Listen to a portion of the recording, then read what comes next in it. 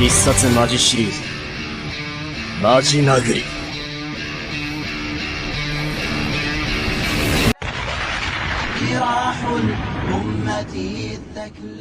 Di dalam anime, sosok yang bernama Saitama itu adalah sosok yang hampir tidak terkalahkan. One Punch Man, sekali pukul musuh langsung hancur. Itulah sosok Saitama. Di dalam Islam, ada satu sosok yang digadang-gadang tidak pernah terkalahkan di medan perang. Sekalipun, bahkan ketika berhadapan dengan Rasulullah SAW, bisa dikatakan dia tidak kalah. Atau mungkin bisa kita katakan seri dengan Rasulullah SAW. Dia adalah sosok Khalid bin Walid. Di dalam beberapa riwayat yang pernah saya baca, salah satu tampilan fisik Khalid bin Walid itu adalah kepalanya sedikit botak. Makanya orang-orang yang membuat film tentang Khalid bin Walid, mereka biasanya menggambarkan sosok Khalid bin Walid adalah orang yang berkepala pelontos kemudian memakai helm baja. Itulah sosok Khalid bin Walid. Ya, bisa kita katakan dia adalah sosok Saitama dalam dunia nyata kita. Orang yang betul-betul tidak terkalahkan dalam medan perang. Dia ingin mati syahid, tapi sampai dia mati, dia tidak mendapatkan syahid di medan perang, tetapi dia hanya syahid di atas kasurnya.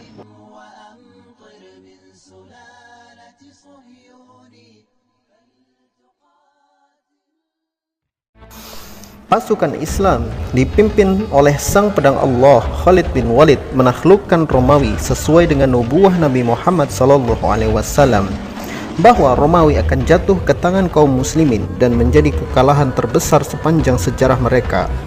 Perang Yarmuk terjadi pada tahun 636 Masehi di dekat sungai Yarmuk, sebuah daerah kekuasaan Kekaisaran Romawi Timur. Kaum muslimin berjumlah kurang lebih 25.000 orang dipimpin oleh Khalid bin Walid sang pedang Allah. Ia membagi pasukannya menjadi 36 infanteri dan 4 unit kavaleri. Sedangkan pasukan Romawi dipimpin oleh Fahan. Dia membagi pasukannya menjadi 4 pasukan besar dengan 1 komandan senior di setiap pasukan.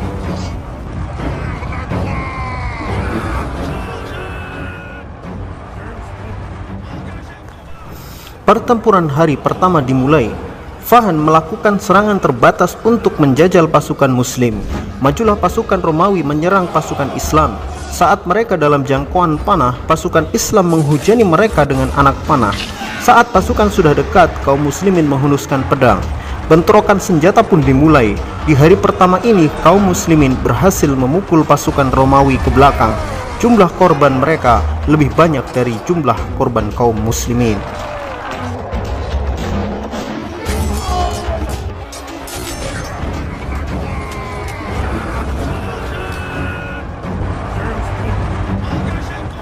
Pertempuran hari kedua, Fahan menyerang pasukan muslim ketika fajar, di mana kaum muslimin belum siap untuk bertempur. Pasukan Romawi menghantam pasukan tengah dengan pasukan tengah dan pasukan sayap dengan pasukan sayap. Pertempuran seimbang pun terjadi. Meskipun pada awalnya kaum muslimin kewalahan, namun kaum muslimin mampu mengimbangi pasukan Romawi. Hal ini menunjukkan bahwa prediksi Fahan menyerang saat fajar tidak sepenuhnya berhasil. Kaum muslimin sendiri pada titik ini, pasukan yang paling menerima banyak gempuran adalah sayap kanan yang dipimpin oleh Amr bin As. Serangan dari pasukan yang dipimpin oleh Kanater membuat pasukan Amr bin As kelelahan hebat. Kanater mengganti pasukannya 2 kali sehingga stamina mereka terjaga. Sedangkan pasukan Amr bin As tidak mengganti pasukan sampai akhir. Pasukan sayap kiri Romawi yang dipimpin oleh Gregory menyerang pasukan sayap kiri kaum muslimin yang dipimpin oleh Yazid. Gregory menyerang pasukan sayap kiri itu dengan pasukan yang diikat rantai. Meskipun gerakannya lambat, namun tekanan mereka sangat kuat.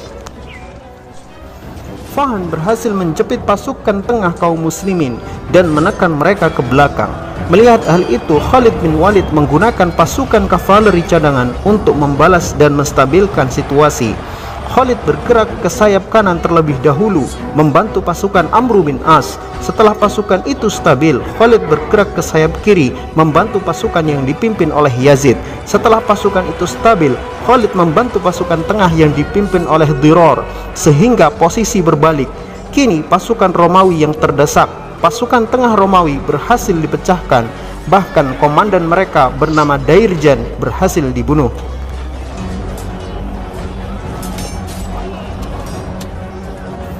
Perang hari ketiga. Setelah kegagalan rencana tempurnya yang mengakibatkan terbunuhnya satu komandan senior mereka, Fahan mencoba taktik baru. Ia menghantam pasukan tengah dan sayap kanan kaum muslimin yang tampak lemah. Pertempuran pun dimulai. Pasukan yang dipimpin Kanater menggempur pasukan yang dipimpin oleh Amru bin As dan Syurahbil. Pasukan Amru mengalami hantaman yang paling dahsyat. Mereka mulai kelelahan akibat minimnya pasukan cadangan. Beberapa front mulai terkoyak akibat serangan Kanater. Khalid bin Walid kembali mengirimkan pasukan kavaleri cadangan untuk membantu pasukan Amru bin As. Pasukan itu pun berhasil memukul mundur pasukan Kanater dan membuat mereka terpojok dan mundur. Di hari ketiga ini, pasukan Romawi lebih banyak lagi yang tewas dibanding pasukan Muslim. Strategi Fahan menggempur kaum muslimin kembali mentah. Mungkin inilah peperangan yang membuat Fahan kehabisan strategi perang. Pertempuran hari keempat. Fahan menargetkan pertempuran hari keempat ini sebagai pertempuran final. Begitu juga kaum muslimin. Pasukan Romawi menghantam pasukan sayap kanan dan tengah. Hal ini sudah dibaca oleh Khalid bin Walid. Untuk itu ia tempatkan pasukan yang sangat kuat untuk menghadapi mereka di sana. Awalnya pasukan Kanater berhasil dipukul mundur oleh pasukan Amru bin As. Kemudian tidak lama pasukan Romawi kembali memukul pasukan Amru bin As. Pasukan yang dipimpin Syurahbil di bagian tengah juga mengalami hal yang serupa, bahkan hampir terpukul sampai ke markasnya. Pasukan sayap kiri yang dipimpin oleh Yazid juga mengalami gempuran dan serangan panah. Bahkan banyak pasukan yang buta akibat panah-panah itu. Saat-saat kritis itu hampir membuat kaum muslimin kalah, sehingga Ikrimah bin Abi Jahal memimpin 400 pasukan berani mati untuk menggempur pasukan utama Romawi.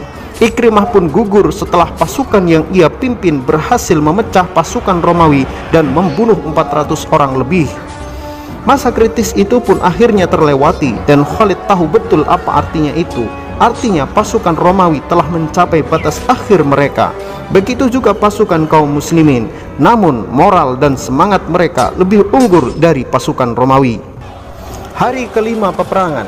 Ketika kedua pasukan telah berhadapan, Fahan mengirim utusan untuk melakukan gencatan senjata. Sebenarnya keadaan kaum muslimin sendiri sudah melampaui batas manusia mampu berperang. Namun ini adalah kesempatan emas. Khalid menyadari bahwa pasukan Romawi telah kehilangan semangat perangnya. Khalid menyetujui gencatan senjata selama 1 hari sambil ia menyusun taktik selanjutnya.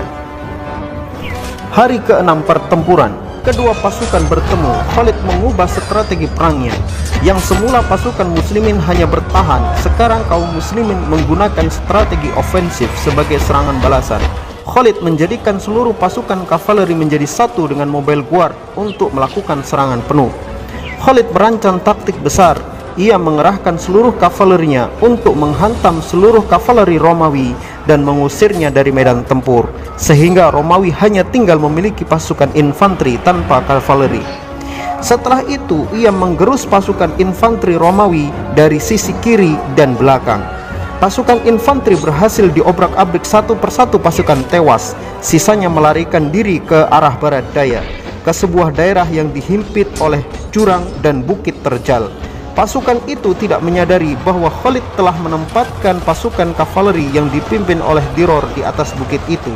Pasukan itu pun disambel di tempat itu. Sebagian mati di ujung pedang, sebagian lagi jatuh ke jurang.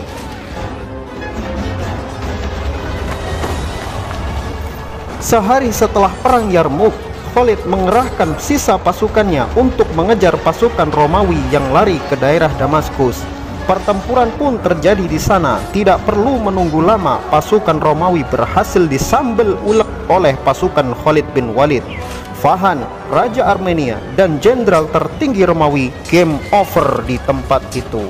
Wallahu alam bisawab, dan kemenangan berhasil diraih oleh kaum muslimin sebagai kemenangan paling besar sepanjang sejarah.